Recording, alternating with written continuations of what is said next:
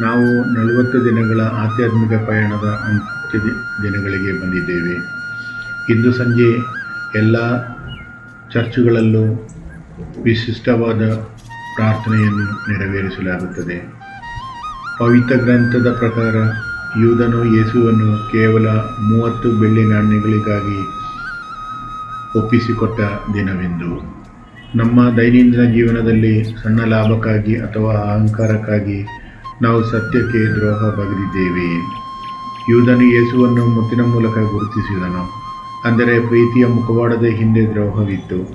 ನಮ್ಮ ಭಕ್ತಿಯು ಕೇವಲ ಮುಖವಾಡವಾಗಬಾರದು, ಅದು ಹೃದಯಾಂತರಾಳದ ನಿಜವಾದ ಪ್ರೀತಿಯಾಗಬೇಕು ಎಂಬ ಸಂದೇಶವನ್ನು ಇದು ನೀಡುತ್ತದೆ.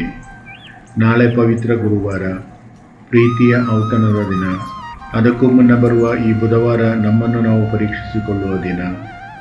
ನಮ್ಮ ಮನೆಗಳಲ್ಲಿ ಇಂದು ಸರಳ ಆಹಾರವನ್ನು ಸೇವಿಸಿ ಸಂಜೆ ಕುಟುಂಬದ ಎಲ್ಲರೂ ಸೇರಿ ದೇವರ ಕಷ್ಟಗಳ ಬಗ್ಗೆ ಯೋಚನೆ ಮಾಡುತ್ತಾ ಪ್ರಾರ್ಥನೆ ಮಾಡುವ ಸಂಪ್ರದಾಯವಿದೆ.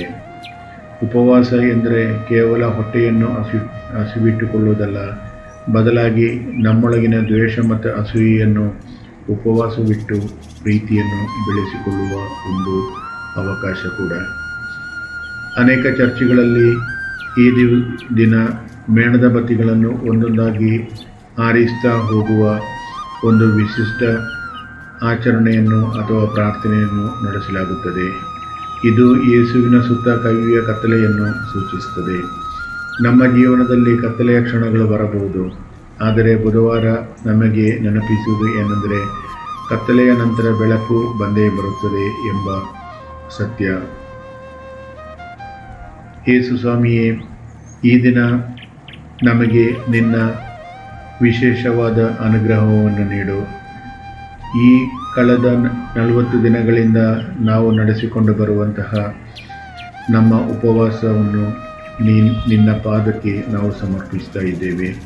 ಈ ಪವಿತ್ರ ವಾರದ ಉಳಿದ ದಿನಗಳನ್ನು ಅತ್ಯುತ್ತಮವಾದ ರೀತಿಯಲ್ಲಿ ನಡೆಸಲು ನಮಗೆ ನಿನ್ನ ಅನುಗ್ರಹವನ್ನು ನೀಡು. ಆಮೇನ್.